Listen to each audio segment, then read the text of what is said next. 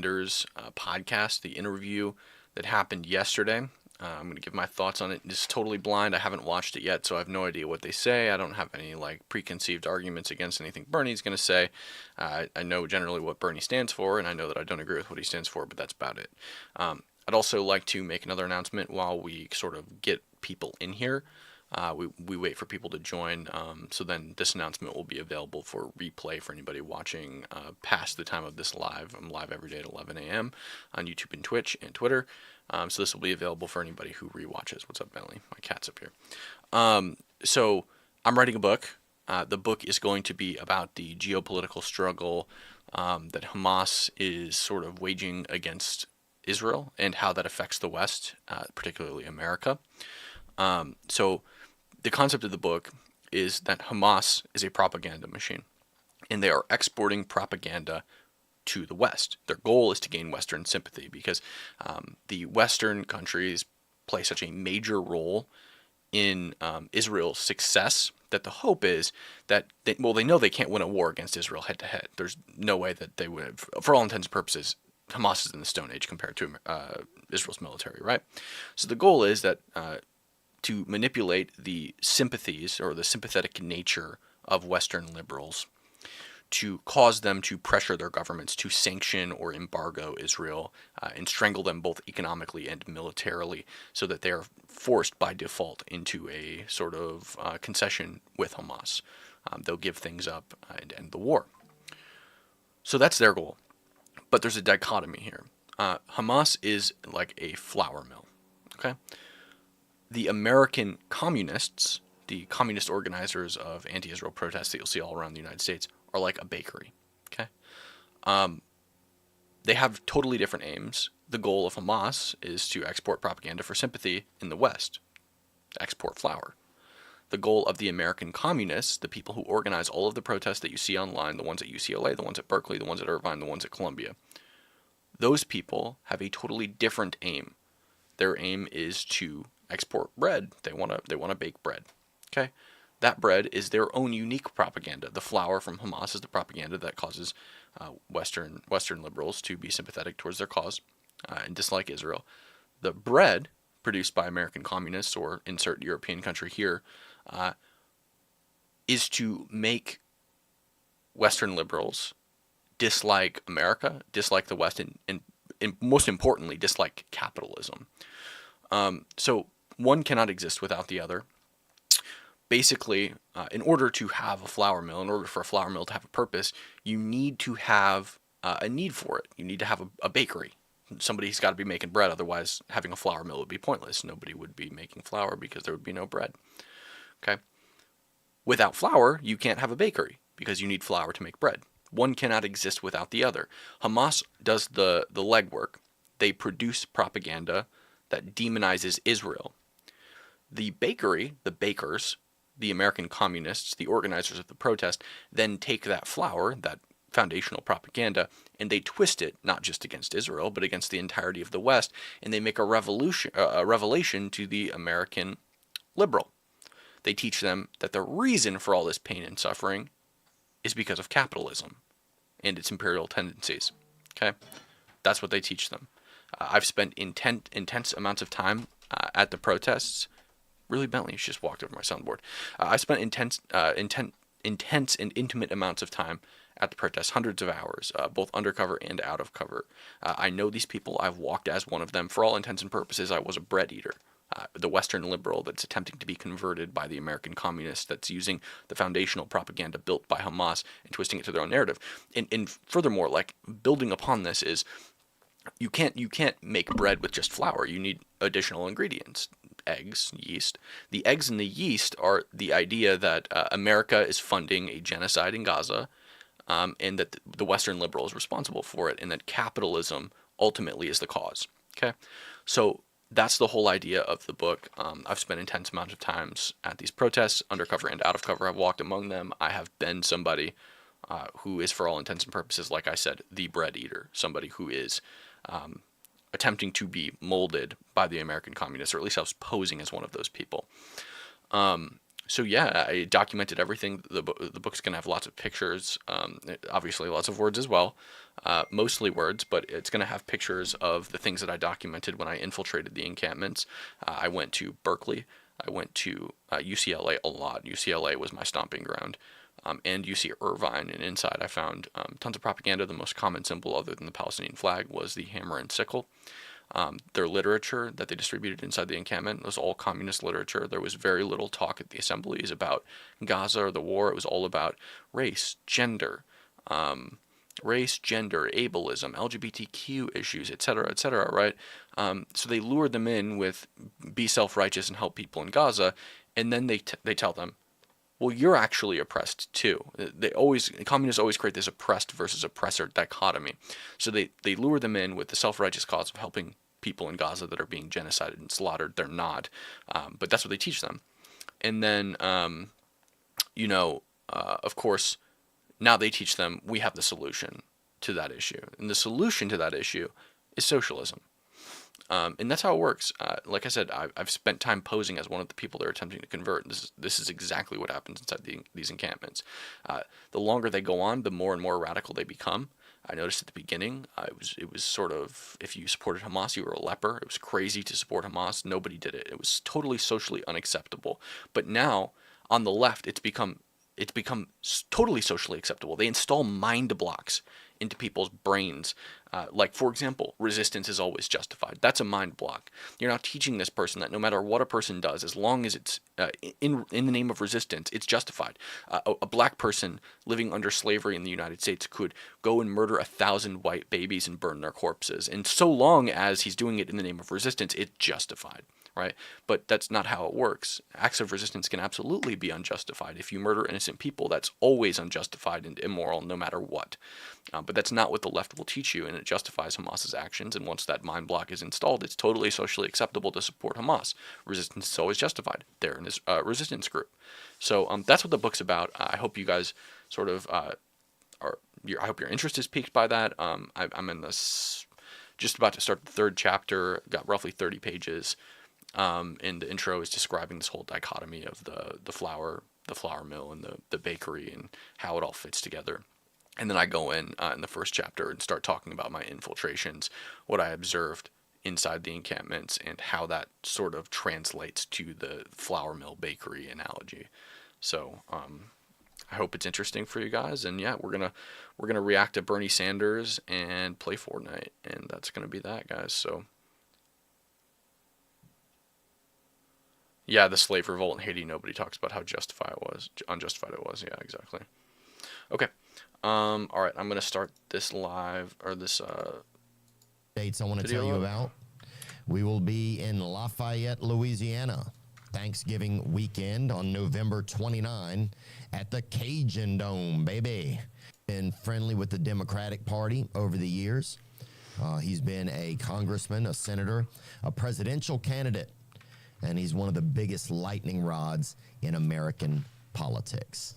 At the very end of the interview, we did experience some difficulties with our microphones, so we apologize for the change in sound there. We're grateful to welcome today's guest, Senator Bernie Sanders. I'll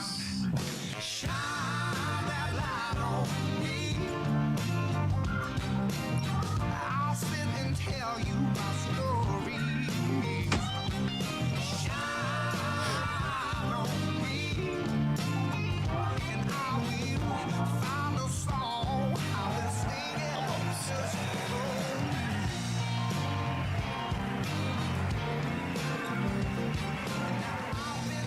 So do you travel the country doing these things? Yeah, mostly I traveled doing a stand-up comedy, but about 6 years ago I started doing podcasting just in my kitchen at home, and mostly was just talking about, like, I've been in recovery for years, so mostly just talking about that kind of stuff. Alcohol, and like, yeah, alcohol and drugs and intimacy disorders.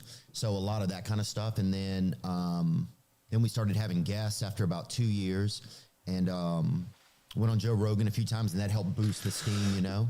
And yeah, it's been surprising since then, you know. Well, congratulations. Thanks. It's made me grow up some, which is a blessing and a curse, you know. But yeah, and I just went to the Grateful Dead the other day with my brother, so pretty cool. You ever see the Grateful Dead? No. You remember what was the first concert you ever went to? A name you probably wouldn't know. You ever hear of Pete Seeger? I've heard of Bob Seger. Yeah, I think that that's in the related. I was kind of into folk music more into that. Billy Strings, have you heard of him? Yep. Yeah, he's awesome. He's one of my favorites. Pete Seeger, that's him right there. That's God. That was fast. Yeah, Pete, he's an interesting guy. And there's another guy who died a long time ago. I don't know if you know his name. Woody Guthrie, is that name? Woody Guthrie, I've heard of him, yeah. Yeah, and actually his granddaughter helped me out during my campaigns. Maybe we should put this. Bernie talks so slow, man. Maybe we should put this in 1.5. All right, man. Okay. Perfect. Oh, what? I'm an idiot. I didn't hit play. So he went around the hobo camps, talked to poor people, you know. Wow. And he wrote songs. You ever heard the song "This Land Is Your Land"? That's his song. Oh wow! I didn't even think somebody wrote that. No, he is. He was a great songwriter and a great singer. Woody Guthrie. Woody Guthrie. I'm gonna have to tap into some of this stuff. Yeah, my brother and I went. You have a brother? You have a brother? I have an older brother. Yeah. You guys ever go to a concert together? No, I don't think we. He lives in Oxford, England. Yeah, it's fancy over there. It is, well, have you ever been to England? Yeah. And they have this old university called Oxford University, which is one of the great universities in the world. Yeah. I stayed in a house. Really? Like No. 1400 to 1300. Who the hell knows? I mean, really. Yeah. It goes way, way back. Oh yeah, you got to bring your own plumbing, I'm sure. Well, they've advanced a little bit, but Bernie Sanders, thank you so much for joining us today. Now they're talking I really too appreciate fast. it. Now they're talking too fast for me. All right, we gotta slow this shit down. Maybe 1.25 is good. Whenever you started in politics, I'm sure that there was like a real idea of like one person can really affect change, right? Do you think that that's still possible today with like a lot of the lobbies and stuff that they have that goes on? well, I think, one of the points I think everybody knows is you have a government dominated by big money interests, right? That's no great secret. So you have these billionaires now in their super PACs. You're a billionaire, you can contribute hundreds of millions of dollars to elect people, to feed people. Yeah, so I'm just going to disagree with this. The industries are dominated by big money interests, but they're not dominated by like inciting profit from the consumer. They're they're motivated by inciting profit from the government because the government pays for all their deficits. Like when Lenin sort of formulated the Soviet Union, he based it off of the postal system, and Ludwig von Mises in the book Liberty and Property notes that the reason this was so ineffective is because the government covers all their deficits. But that's exactly what happens with like most major industries right now in the United States, particularly the pharmaceutical industry. The government just funnels them millions and billions of dollars every single year in grants, and so like their deficits are all covered. They don't have the sort of fight or flight mentality of, if we don't provide a good product to consumers at a good price, at a decent quality price, we're going to lose money and go bankrupt. They don't have that threat. They're not under the threat of losing money because the government just covers all their deficits. And furthermore, the government puts in predatory red tape that prevents new competitors from entering the market and prevents competitors from undercutting them. So nobody can undercut like a pharmaceutical company because it's just so difficult to enter the market in the first place. You're not going to go sell pills cheaper than Pfizer or Moderna because they're protected by the government. All their deficits are covered, and there's too much red tape to enter the market. It's not worth it. That's why pills are so expensive, not because people are, trying to exploit consumers. The market is driven by consumers. Consumers decide what costs what. Your money's a signal. So when you if a pharmaceutical company sets their price at, like, let's say $100 a pill, right? It's likely that nobody's going to buy that pill because it's $100. So them not sending money to the company for pills, not buying the pills, is a signal. The inaction is a signal. It's a signal that says, we don't want your pills because they're too expensive. If they reduce the prices to $50, they might receive some sales, right? They might get some sales for $50 per pill, maybe for some, and this is purely just an analogy. There's people talking outside my window. This is purely just an analogy, but I put it in terms of $100 for simple terms. You might have some people that buy the $50 pill, super rich people, but the company's going to say, okay, well, clearly only wealthy people are buying our pills. We need to reduce the price even more. So now you sell it for $10, and maybe you get some people buying your pills. Maybe you get an overwhelming majority of the market purchasing your pills now at $10 because they're cheaper than everyone else's, right? And that signals to you, okay, like now this is a good price. And you say, well, since so many people are buying pills, maybe we raise it to $11, and you still get the same amount of sales. And you say, okay, a reasonable price for this pill is $11. We cut a profit. Maybe you increase it to 12, and still maybe lose a couple consumers, but you still make a ton of money and you make more than you had before. That's a signal that $12 is worth it to the people. So yeah, money's good. Bernie's an idiot. We're gonna play this once I get to a safe place real quick. Corporation, or you represent the pharmaceutical industry. Do you know how many lobbyists there are in Washington, D.C. representing the big drug companies? Take a wild and crazy guess. 2,000. You got it. That's a pretty good guess. About 1,800. Wow. So there are 100 members of the Senate and 435 members of the House. Got it? 535. And you got 1,800 lobbyists. Well paid, former leaders of the Democratic Party, leaders of the Republican Party. They're there to say, hey, Congress, do everything you can to make sure we make as much money as possible, and who gives a damn whether people can afford the prescription drugs they need. So that's power. So you have a whole other drug government almost going on. Absolutely. That's even bigger than our own government. Numbers-wise. Well, not big. Well, we can define what we mean by bigger. But that's fair. But if you look at Wall Street, the power of Wall Street, the drug companies, the insurance companies, the fossil fuel industry, you have enormous wealth, enormous power. And if your question is a government that tells them what to do, or they tell what the government to do, more the latter. They tell the government. Lobbying isn't bad inherently. The majority of the time, like lobbying legislation is agreed. Like the majority of the population agrees with like legislation that's lobbied. Like there's nothing inherently wrong with lobbying. People, businesses go to the government and they represent their interests to the government. There's nothing wrong with lobbying. Where it becomes a problem is politicians putting their own interests above the interests of their constituents, and I think that's why like a potentially good way to alleviate this might be like only allowing senators and congressmen to be paid the average salary of their constituency. You get the average salary of your constituency up, then you make more money. But the problem is that less people would run for Congress because they make less money. But I think that's a good thing. I think that the people who only want to run for Congress to make a lot of money should not be in Congress. So they should also not be allowed to buy and trade stocks. So that's one thing. Yeah. What to do. Very powerful. Does it feel like that's changed over your time, like in politics, or has it always been that way? I think to some degree, money talks, right? Yeah. No great secret. That's always been the case. It's worse now, and I'll tell you why. As a result of this Citizens United Supreme Court decision, you familiar with that? Mm-hmm. So people brought action, billionaires really brought action. They said, hey, it's undemocratic. You're taking away my freedom of speech, right? I got a First Amendment right. We're on TV now. You could say whatever you want to say, and I'm a billionaire, and I want to spend unlimited sums of money to defeat this candidate or support this candidate, and you have laws on the books now which restrict my freedom to buy the election. You understand what I'm saying? 100%. Okay. And the Supreme Court said, well, guys, you're right. You're billionaires. You should be able to spend as much money as you want to buy elections. And that's what you have. So right now, this is literally the truth. You have super PACs where billionaires can put unlimited amounts of money, hundreds and hundreds of millions of dollars to defeat people they don't. Yeah, and you have an equal share of those super PACs on each side of the political aisle. What's your point? Nobody's buying the election because for every billionaire that supports a Republican, there's also a billionaire that supports the Democrats. And I would actually argue that a majority of wealthy institutions support Democrats, not Republicans. Bentley, get down. They don't like, or to support people they do like. That's power. And that is a corruption of what democracy is supposed to be. Look, you and I can disagree on an issue. Right? 10 people. We argue it out. We vote. I get the majority. You get the majority. Somebody wins. Somebody loses. I don't think billionaires should be able to buy elections. And I think most people think that billionaires don't buy elections, again, because there's an equal share of billionaires on both sides. And if it's tilted towards either side, it would be tilted towards Democrats. So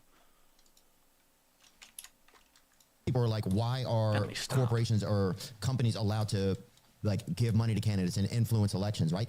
Almost every person I know says that should be right. No. Whose responsibility is it to make sure it doesn't happen? Is it ours or is it the politicians? Well, what happened is there were laws put in place. The reason people give money to candidates is because advertising costs money. That's the whole purpose of like a campaign budget.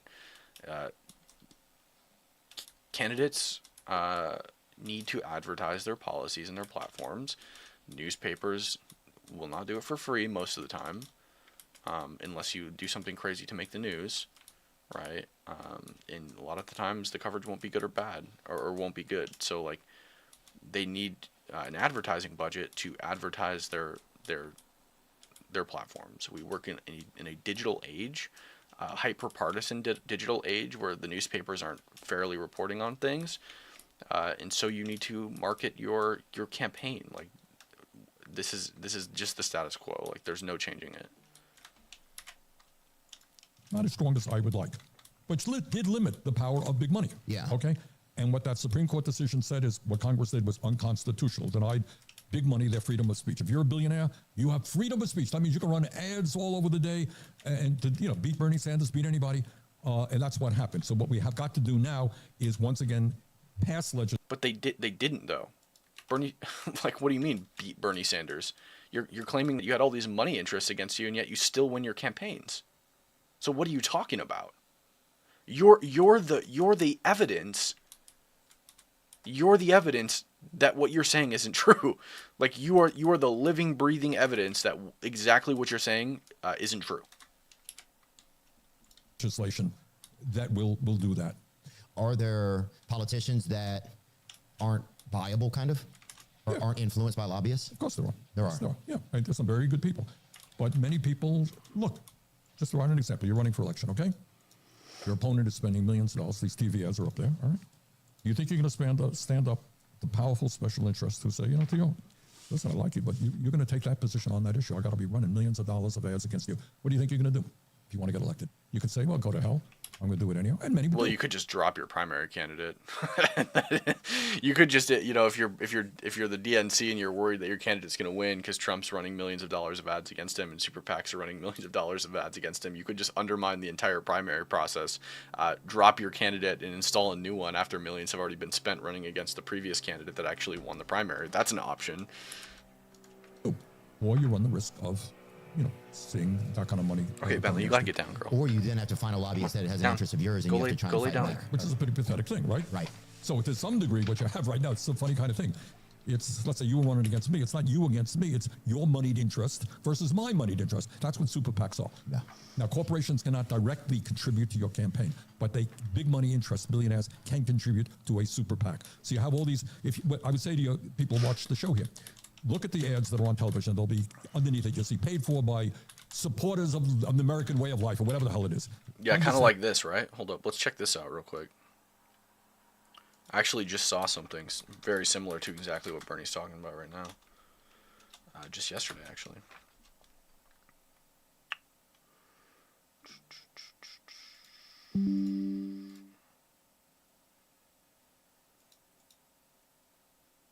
How do you switch accounts on here?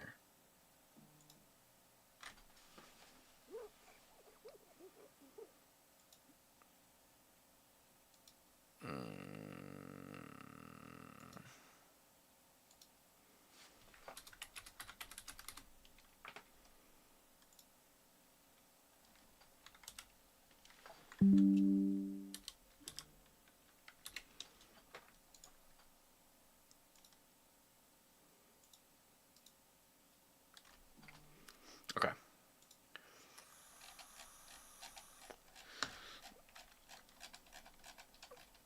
Right here, Colin Rugg. This is a great example of what Bernie was just talking about. You'll see underneath it, sponsored by blank. So these were a bunch of pro Kamala Harris and anti-Trump ads, but they weren't even ads. They were news articles. She was just paying the news to say things about her. And you see right here, AP News, VP Harris economic vision, lower costs and higher wages. Paid for by Harris for President presidential campaign. USA Today, the Waltz Military Service, 24 years in the National Guard. Paid for by the Harris for President presidential campaign. Will Harris lower health costs? Sponsored. CNN, who is Kamala Harris? Vice President Kamala Harris. Paid for by the Harris for President presidential campaign. The Guardian, you got another one down here, The Guardian, paid for by the Harris presidential campaign. Tim Waltz tapped for VP. Harris picked Tim Waltz. Paid for by the Harris for President presidential campaign. Reuters, inflation is down. Oh my Lord, sponsored. So that's exactly what Bernie's talking about. His side is doing. In most cases, these are billionaires putting money into a candidate. So the super PAC is kind of the loophole. Yep. Is how they do it. So it's not directly from them. Exactly. There are limits. All right, you wanted to contribute to my campaign. They're pretty stringent limits. You can't contribute. I think it's $5,000.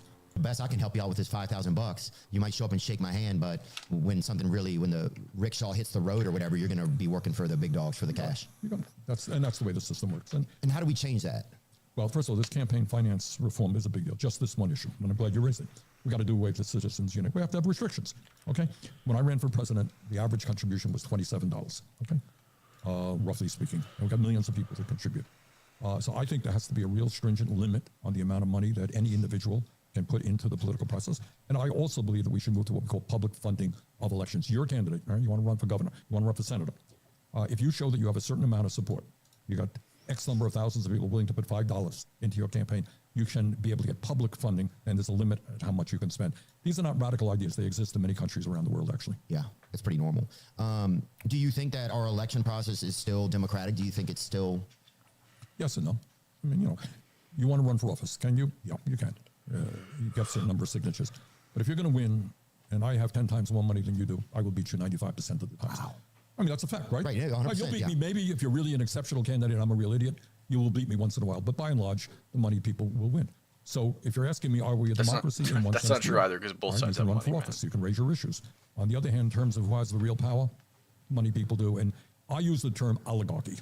An oligarchy is a society where small numbers of very wealthy people control the economic and political life of the country. I think we are moving rapidly in that direction. No, we're not. That's Yeah, I feel such like a to me lie. it feels like a The almost consumers privatized control. communism Well, in a way. actually, no. I would actually argue that we are kind of moving in that direction, but it's not for the reason it's not because of capitalism, like Bernie Sanders would tell you, right?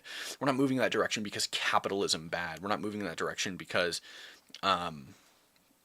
people with money are accumulating wealth by exploiting workers or consumers. That's not what's happening. The reason is exactly what I explained before, because the government is just dumping millions of tax dollars into companies that they favor, right? And then those companies remain on top, and they have no competition, and there's not a free market. That's why we're moving in that direction. The people with the money, the people funded by the government, essential subsidization, right? Socialism, that's why we're moving in that direction, not because of capitalism. Right. That's a very good point.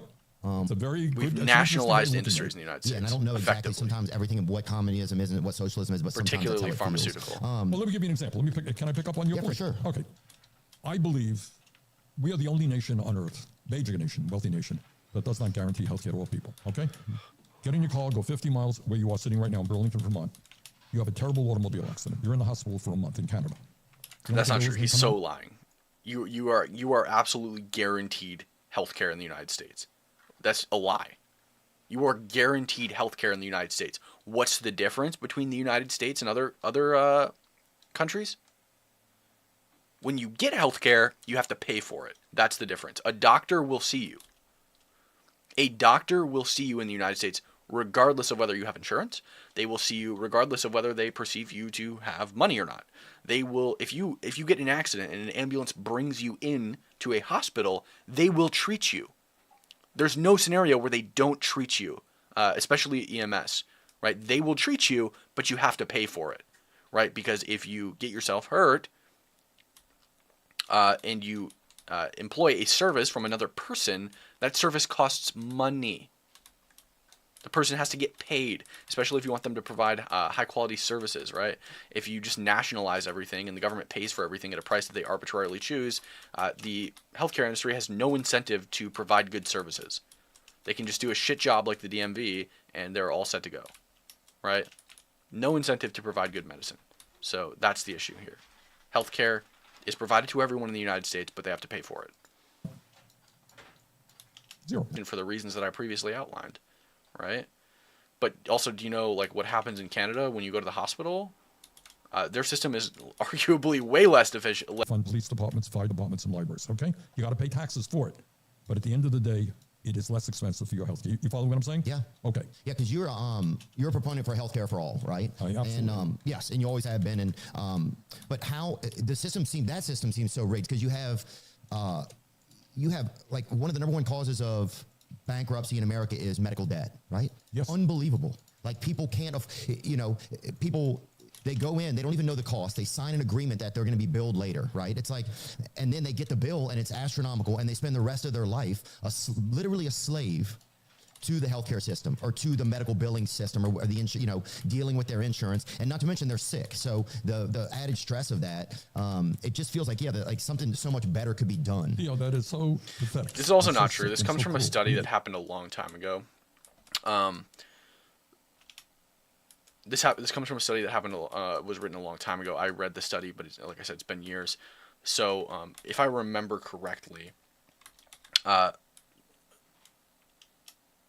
some people, all this was that like people with who went bankrupt indicated on a survey basically that they had some form of healthcare debt, that they had some kind of debt related to healthcare, but in no way did they indicate that it was like the primary debt that they had. They didn't indicate that it was the biggest chunk of debt that they had. They didn't indicate that they had a large healthcare debt. They didn't indicate that it was $100. They didn't indicate that it was $1,000, $1, $2. They didn't indicate, right? So, sure, perhaps it was a factor, but I think it seems like the biggest factor is going to be fiscal irresponsibility and other causes, right? There's no evidence that indicates that healthcare is the primary cause for bankruptcies in the United States. It's absurd.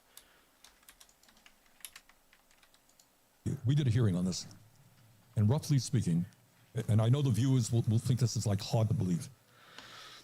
Half of the people who are dealing with cancer, and cancer is a terrible disease, right? Your point. 100%. You're struggling for your life, right? Bad, yeah, maybe bad. you make it, maybe you don't. You got radiation, chemotherapy, bad stuff, right? Half the people who get cancer treatment either end up in bankruptcy or utilizing all of the financial resources of the family. They're depleted. They're broke. Yeah, it's because there's no competition in the chemotherapy industry. The United States subsidizes all of the treatment. They subsidize all of the companies that create treatments, which then, and you do have lots of options in terms of like hospitals that you can go to receive treatment, but all of those hospitals funnel their resources from like the same companies, right? The same companies that provide the materials necessary to create chemotherapy or to enact the chemotherapy, right?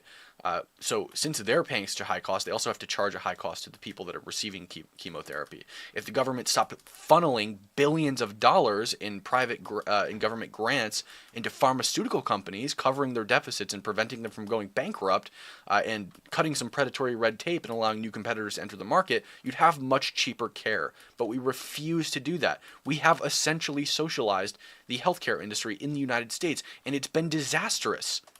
All we do is cover their deficits and essentially immunize them from the market.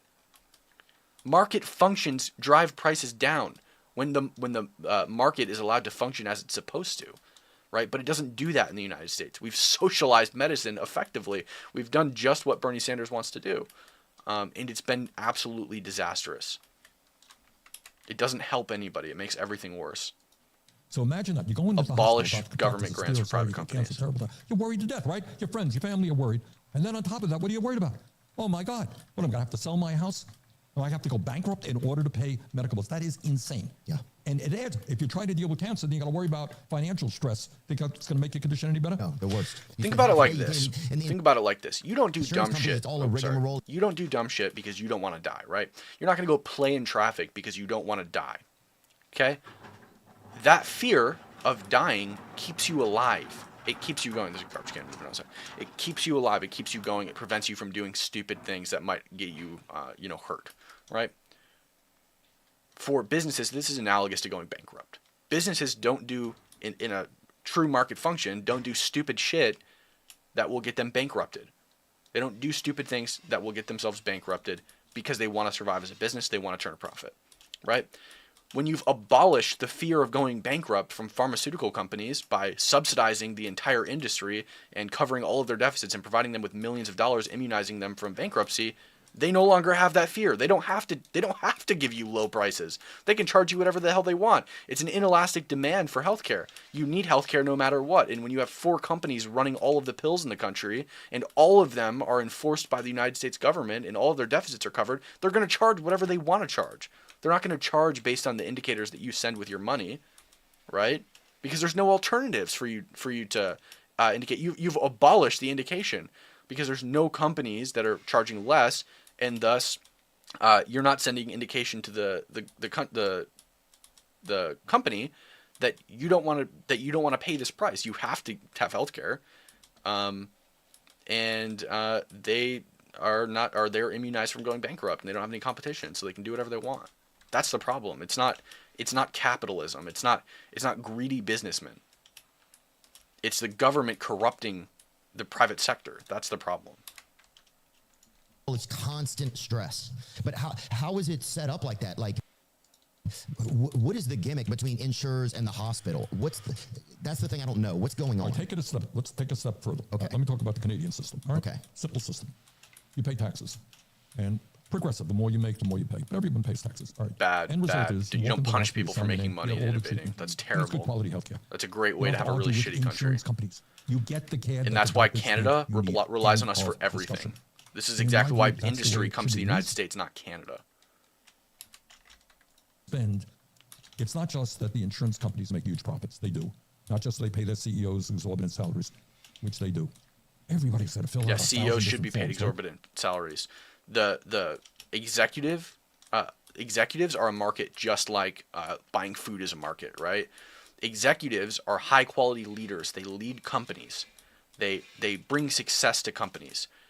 Every company needs a good leader, a good executive, both in terms of marketing, in terms of like the chief executive of the company, the CEO, which Bernie's talking about, right? Every company needs a good executive, and thus there is an executive market. People whose jobs are to lead companies, okay? Those people deserve to be paid highly, and they demand that they're paid highly because their entire job is structuring the company and making sure that it's successful. So thus they demand high salaries, and as they should, and they do. And that's why CEOs get paid so much, is because they're leaders and they're good at their jobs, and they make sure that the company is profitable and successful.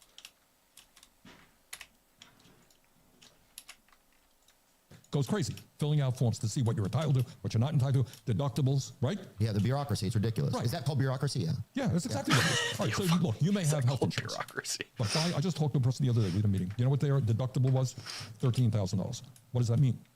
It means that the first $13,000 of illness they got to pay out of their own pocket. How many people can pay $13,000? So if they get hit by a truck and you're up $1 million bill, yeah, the insurance companies will kick in, Yeah. presumably.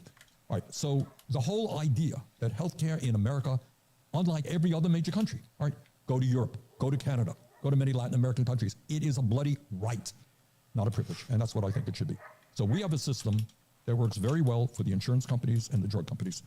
In some cases, you're going to pay 10 times more for medication in America. You have a than you right do in to other receive countries. health care in the United That's a States. whole You don't other have a story right to have it we're for trying free. do. But There's it's a corrupt system benefiting the people who own it, not the ordinary American. You go out on the street, say to people, do you think healthcare It is a corrupt system, but it's corrupted by the government, not by the businesses. That's what I'm fighting for. The businesses are Who corrupted by the lobbyists that are government, not the other way against that around. then? What do you think? Guys from the insurance companies and drug companies. Okay, and then what politicians work with those? Like, why don't we know what politicians are cheating us so that we don't have them in anymore? All right, you're a smart guy. You tell me, how often have you heard a discussion in this country about how broken the healthcare system is and comparing it to other countries? A lot. All right, you've heard a lot about this? Well, I mean, I think I hear a lot about. I look into it a lot. All right, you look into it, but how many people even know that we are the only major country on earth not to guarantee health care to all people? So when people say, oh, Bernie Sanders is a radical idea, he thinks everybody should have health care. Really? That exists in Canada. It's in France. You're not, in but this is the England, thing. in He's Denmark. posing a false dichotomy. Bernie Sanders isn't crazy because he thinks that everybody should receive health care. Everybody does receive health care. Bernie Sanders is crazy because he thinks that everyone should receive health care for free. There's a difference. There's a big difference, right? In Sweden, in every bloody country on earth, virtually, rich country. So it's not a radical. Even Mars, I heard they have health care there now. I wouldn't be surprised. Now, some people would say that the argument against that would be that then there's less personal responsibility to take care of yourself, Exactly. right? But do you? Really? But that's but Really? That's your best argument, right? That would dumbass? be What is anywhere. first, if God forbid you or I came down with a serious illness tomorrow, am I going to blame you for coming down with cancer? I mean, is that a personal responsibility? That's a good point. Yeah, probably. Am I going to blame you for having to eat? You as a human being have to eat, right? You have to eat food. Am I going to blame you for eating food? No, I'm not going to blame you for eating food. But am I going to pay for your food? No. I'm not going to pay for your food. What are you talking about? Of course, like what? It's not. You're not blaming the person for coming down with cancer. You're just telling the person that they have to pay for their own treatment. Every person has to eat and drink water. That doesn't mean you have to pay for their food and water, right? It's not practical. It's non-pragmatic. It doesn't make any sense. Why should I be punished because you have cancer? I'm sorry, but like it's not my responsibility to pay for your cancer. Not that might just be kind of a ghost of an argument. And but to pick up on that point, what should one of the priorities of a good healthcare system be? It should be to try to keep people healthy. So it should encourage people to have good diet, to do exercise, to stay away from, addictive stuff, right? Mm-hmm. Did we do a particularly good job on that? Not so much, because not so where do the insurance companies make their money? Hey, if you're really sick, pretty good. Yeah. We keep you healthy, not so much. Are they one of the largest lobbyist groups? Yep. Wow. Very, very. They're huge. I mean, and we started this discussion. You talk about, privatized communism, whatever the expression you used. I believe that, Medicare is the health insurance program for the elderly. Mm-hmm. Medicaid is for lower income people. I think we should combine all these and guarantee health care to all people. But your point is that in the private sector, we are moving to a monopoly. To the best of my knowledge, and so how would you even start to undo something like that? Like, what's a realistic path to reform, I guess? Thanks. Great question. Because I wrote the bill, I know the answer. Mm-hmm. Okay. All right. Right now, you have Medicare, which is a very popular program. It's life-saving to many elderly people. That was developed in the 1960s by President Lyndon Johnson. Okay, very popular program. You got Medicaid for the lower-income people, also a popular program. What I would do is, over a 4-year period, take Medicare. First thing you do is expand Medicare, because Medicare does not now cover dental, hearing, or vision. A lot of people. And also, you could, on his cancer point too, you could like even make an argument that like cancer is maybe one of the things that should be covered. Now, I think that this could be largely fixed by just correcting the market and stop funneling money into private pharmaceutical companies. Once you fix that problem, I think the price problem on cancer also gets fixed. But if you could make the argument that like in its current state, perhaps because the government is the one that fucked the system up, should pay for cancer because it's so expensive. But that's a much different argument and much more rational. And I don't agree with it still, but much more rational than just saying, well, everyone's healthcare should be fully paid for no matter what. That's a totally different argument that you're making.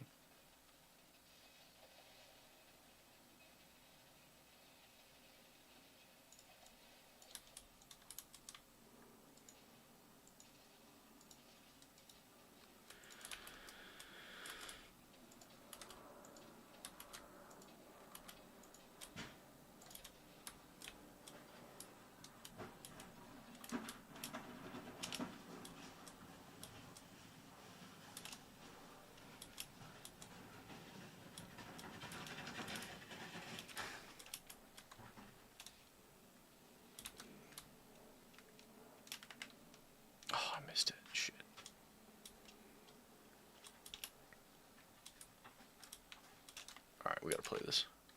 Yeah. Okay. You expand it. And then you say right now, to be eligible for Medicare, you got to be 65 years of age. Okay. First year, lower it to 55. So you're 57, congratulations. You don't have to worry about whether you have insurance on your job. You want to hear something else crazy about the private insurance system. You work for a big corporation, okay? Mm-hmm. They give you good health insurance. He works for McDonald's, virtually nothing. Yeah, because children work at McDonald's, Bernie. Because McDonald's is a job for children, okay?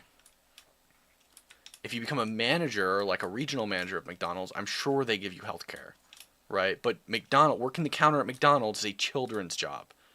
Adults don't do that, right? Like you need to, like this is a decision-making fault on the part of people who choose to work at McDonald's, right? Like maybe you should, I don't know, go to college or go to a trade school, get a job in like skilled blue-collar work. I don't know, like. McDonald's doesn't provide health insurance because it's not meant to be a career. Working the desk at McDonald's is not a career. Anyway. Terms the kind of health care you get. Anyhow, so we'll go from 65 down to 55, 55 next year down to 45, 45 to 35, 40 you cover everybody. Gradual absorption. So you have a Medicare system that covers all people. And this is coming from somebody who formerly worked at McDonald's. I worked at McDonald's. I worked at McDonald's when I was 16 years old. Private insurance, yes, it will be. It's a good deal. Can we afford that as a country, you think? Sure. Yeah? We are now spending over $4 trillion on healthcare. We spend double. Here's another point to be made. We spend twice as much per person on healthcare as any other country, because it's designed to make money for the insurance companies and the drug companies. Wait, so explain that to me. So we spend twice as much on healthcare. We are spending right now, Theo, as any other country? Yes. Per person? Yes. But the money isn't going towards them getting, so we don't believe that. Yeah. All right. If I buy a car tomorrow for $80,000, you buy a car for $40,000. What is the presumption? Should my car be a better car than yours? Yes. Okay, I'm spending twice as much, all right, but I got a really much better car than you have. All right. We are spending per person, over $13,000. All right, spending $13,000 on you, $13,000 on me, $13,000 on a 5-year-old, $13,000 on a 90-year-old. All right, $13,000 per person, over $4 trillion nationally. Canadians are spending about half of that per person. And they're taking care of everybody. Yes. And they have a worse And healthcare British are system. spending less than that. Other What's your countries a little point? bit less. Like But a does that way affect worse us with the healthcare system. population number that we no, have? it doesn't matter. I mean, It's per person. Got it. Okay. I'm not talking about in gross, but Right. per person. How do you stop hospitals from overcharging? That's If, part of the By it's a making their corrupt medicine, system. If the they know medicine that they the buy government's gonna cheaper. pick up That's the how you tab. do it. Good. Very good question. And the answer is what they do. And I mean, it's not like we're inventing something. Other countries do it. What they say to hospitals is, look, you're not going to be charging Theo when he's in the hospital. You're not going to be charging him a nickel. But we know, roughly speaking, in a year what you are going to be. You need a certain number of doctors and radiologists and nurses and all that stuff. Here is your budget. It's like a police department. Here's your budget in a year. You need more, maybe we'll come up with more. You got what we call a global budget. Like the Yeah, that's doctors not or going to something. incentivize like good Right, quality you got a care in global budget. Right, you got a hospitals. I'm budget. And you sorry. take care of all the needs. It's not per person. You get it. And what you do there, You're turning the hospitals into the DMVs. So yeah, it's not going to be effective. I'm sorry. We spend hundreds of billions of dollars on billing. You know what I mean by that? All right. Medical billing, yeah. All right, so I'm the insurance companies. First of all, you got to fill out forms. I hire people who are not doctors or nurses, right? They just bill. Oh, yeah. All right, you got bill collectors. You go to a hospital, go down to the basement, they got 100, well, depending on the size of the hospital, dozens and dozens of people. They don't want to see a patient. They're just filling out forms. Yeah, half the Philippines is people just doing medical billing over the phone, you know? Well, there are countries where you show your card and that's the end of the discussion. But we waste hundreds of billions of dollars just on billing people. Now, there's another issue I want to discuss. Life expectancy. What do we know about life expectancy? We're getting pretty long in the tooth. Nope. We're not living long Nope. Compared to whom? compared to probably Vietnam. It's not because of Well, maybe. healthcare. All right, but And no, Vietnam is Vietnam is a The richest formerly country communist country, and on earth. they're we what live number longer lives number than other 101 people? on the HDI Human No, we Development don't. Index. we do not. In fact, we're pretty far down the list. Why is that? Well, I mean, I think it could be that we're not taking as good care of ourselves, Okay. and I think it could be that Ooh, that yeah, was that the we don't last have as good person. health care. That's right. All right, I think that's No, two- it's not because we don't have as good of I think that's healthcare. two It's out of people three. here are Right. idiots and they Now, do there are stupid two things and facts. they die young. It's not because of healthcare. Every country, Japan, And it's also because we have tons of gang live 4 or violence where 5 young people years, kill each 6 other. years longer than we do. That's a That lot. all contributes You to know what the I mean? reduce Yeah, so they'll the live, reduction I of the forgot what average 8% or something. lifespan, Right, which that's in the right. United States I think is But 76 here's years another old. fact that is really unbelievable. It's not just that we live shorter lives despite spending so much on healthcare. The gap between the 1% and the working class is 10. But if you take care of yourself and don't do stupid things, get yourself killed at a young age, you don't put bad things in your body. I know I'm one to speak, right? I've been sitting here vaping the entire time, but you don't put bad things in your body and you live a healthy life. See, you have the freedom in the United States to choose how you dictate your life. You have the freedom to smoke as many cigarettes, as much pot, and drink as much alcohol and do heroin as you want. Well, I guess you don't have the right to do heroin, but you have the right to do like all of the legal bad substances that contribute to a poor lifestyle. You have the freedom to eat as much McDonald's as you want, and you have the freedom to go to the gym as few times in your life as you so desire to do, right? But if you take care of yourself, and you don't even have to like try that hard, right? Like as long as you're just not putting super bad shit into your body, as long as you're getting a moderate amount of exercise, you can live a very long life. There's a photo of me as a baby with my mother, my grandmother, my great-grandmother, and my great-great-grandmother. Now, she died not long after I was born, but that photo exists. My great-great-grandmother was alive while I was alive. You can live a very long life in the United States if you take care of yourself and you don't do stupid things that get you killed. If you don't participate in gang violence and get killed at the age of 18. Yes. The choice is Rich, yours. You'll live as long as people. It's in not the because of country live a healthcare. long life, in the 80s or whatever it is. Working class, you're going to live 10 years younger. How does that happen, do you think? Wow. Because just stress, burnout. Man, all right. I'm going to sign you up there. You got it. Look, I think I like a lot of the things that you think about. All right, let's deal with the issue of stress. Okay. Yes, you're right. It is twofold, it seems to me. Number one is if you're rich, you go to any doctor you want, when you want it, get paid for all the drugs you need, right? Yeah. All right, that's a real advantage. But above and beyond that, Yeah, rich working people have class advantages. people live Nobody under enormous denied stress. that, but the majority of wealth And is that built takes a by toll on you. Takes a toll on entrepreneurship you. and innovation, which is very important for any economy and for the stabilization of the country, right? You want people to innovate because when people innovate, not only do they make everyone else's life better by giving them that innovation, but also by making it available to them and also by stimulating the economy when they sell it and hiring people to work for them and providing insurance. in doing a plethora of other wonderful things for the people that they affect, and they largely affect the entire country. Innovators are good, and they should be motivated to innovate. Like I don't see why this is a problem. Rich people are good for everyone else. You don't want to de-incentivize that. So physically and mentally. And that is, we have parts of this country where life expectancy is actually in decline. Got it? People are living shorter lives. Yeah, I'm guessing probably Chicago, Minneapolis, places where people get killed at 18 for gang violence. Yeah, probably. I would guess. Yeah. Bad stuff. Oh yeah, I think those are things that my town, the life expectancy in my hometown is probably declining too, because people go out and do dumb ass stunts and they get hit by cars. You almost want to all the time. Is crazy. There's been times when I've been like, I would rather take my own life. They get in fights with each other. They kick each other's faces in with steel-toe boots. You know, sometimes they die. Like the bottom of the. All right, and what? Through insurance, right? So you're sick. I'm not that I don't have remorse for those people. Hell with it. I'll pay the goddamn.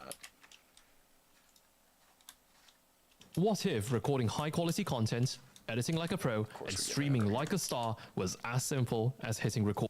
Today, we're here to celebrate the perfect summer grooming companion that will keep you looking cool. Is right.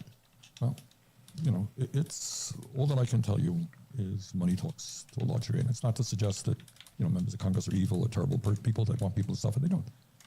But you have a system which almost says, oh, you can't even think about guaranteeing health care to all people. Oh my God, what kind of, you're a far leftist. Yeah. What, you're a communist, man? What are you? You don't want to take on the insurance companies, hard-working people, So it almost, you're not even allowed to talk about those issues. And meanwhile, we're the only country that doesn't guarantee health care. Yeah, I mean, my one caveat, I don't know exactly what caveat means, but I think my one, left turn I don't know what caveat means. Yeah, how much responsibility then are people going to just have totally less responsibility and just be taking pills? Exactly. I don't know, maybe that's just a crazy thought, but if it's not happening in other countries, then maybe it is happening in other countries. Here. It is an issue in other countries. For example, all right, you're a lonely older person, maybe you're living by yourself.